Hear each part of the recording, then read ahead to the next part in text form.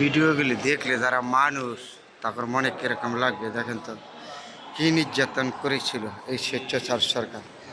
আর এই ভিডিওগুলি দেখলে কার মনে যাবে না, এ আবু সাইদ তুমি তো নাই দুনিয়া থেকে, তুমি স্বাধীন করে দিয়ে গেলা।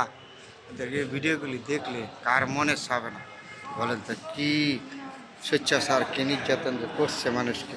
এই নির্যাতনের বিনিময়ে আজকে দেশটা স্বাধীন হয়েছে, আবারও নতুন ষড়যন্ত্র আরম্ভ হয়েছে দেশটা নিয়ে।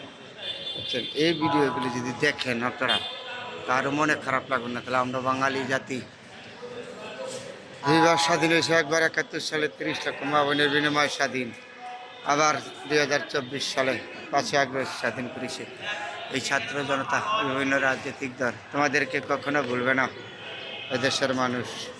দেখেন তো এই ভিডিওটা দেখলে মানুষের মনটা কত বড় নির্যাতন স্বীকার করেছিল এই ছাত্র জনতা। আজকে হয়তো স্বেচ্ছাচার মুক্ত হয়েছে দেশ।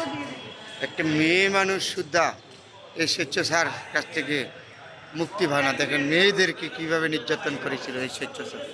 এই লোকটা দেখেন পানি পানি কইরা কি চিৎকার করছে একটু পানির জন্য।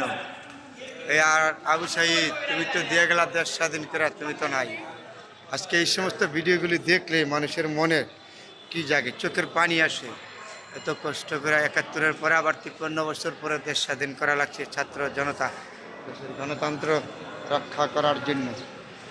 দেখেন তো কত জনতা, এই ছাত্ররা কি না করছে। এই যে গাড়ি পর্যন্ত আটকায় দিছে, দেখেন কি না করছে এই ছাত্র জনতারা। মিলন করে স্বেচ্ছাচার মুক্তি করছে।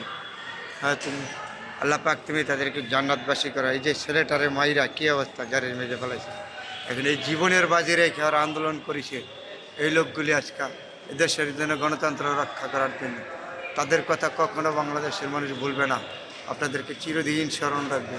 আবার এই দেশটা নিয়ে ষড়যন্ত্র আরম্ভ হয়েছে। এই দেশের মানুষ কখনো ষড়যন্ত্রকে আশ্রয় দেবে না, ষড়যন্ত্র মোকাবেলা করবে। এই লাল সবুজের পতাকা রক্ষা করবে। ছেলেটা নির্মমভাবে হত্যা করা পুলিশের গাড়ি থেকে কী ধরনের নির্যাতন করেছিল স্বেচ্ছাচার সাথে, এই ছবিগুলি দেখলে মানুষের মনে কি না জাগে। মানুষ ক্ষমতার লোভে কি না করতে পারে। শেখ হাসিনা ক্ষমতার লোভে এই ছেলেটা নির্মমভাবে হত্যা করেছে। শেখ হাসিনা দেশটারে ধ্বংস করে দিয়ে আজকে ভারতে যাই আবার পলায়া আবার দেশের বিরুদ্ধে ষড়যন্ত্র করতেছে এই শেখ হাসিনা। মেয়ে মানুষ পর্যন্ত রেহাই পায় না এই স্বেচ্ছাচারের হাত থেকে। আজকে এই যে বাংলাদেশ থেকে পালায়া যাইয়া বিদেশে বসে আবার নতুন করে ষড়যন্ত্র আরম্ভ হয়েছে শেখ হাসিনা। তা করেন দেশের মানুষের জীবন বাজি রেখে গণতন্ত্র উদ্ধার করেছে। আবার এই লোকগুলি দেখলে মনের কার চোখে পানি আসছে। কিন্তু কী অবস্থা, আল্লাহ পাক তোমাদেরকে সবাইকে জান্নাতবাসী করুক। আলহামদুলিল্লাহ।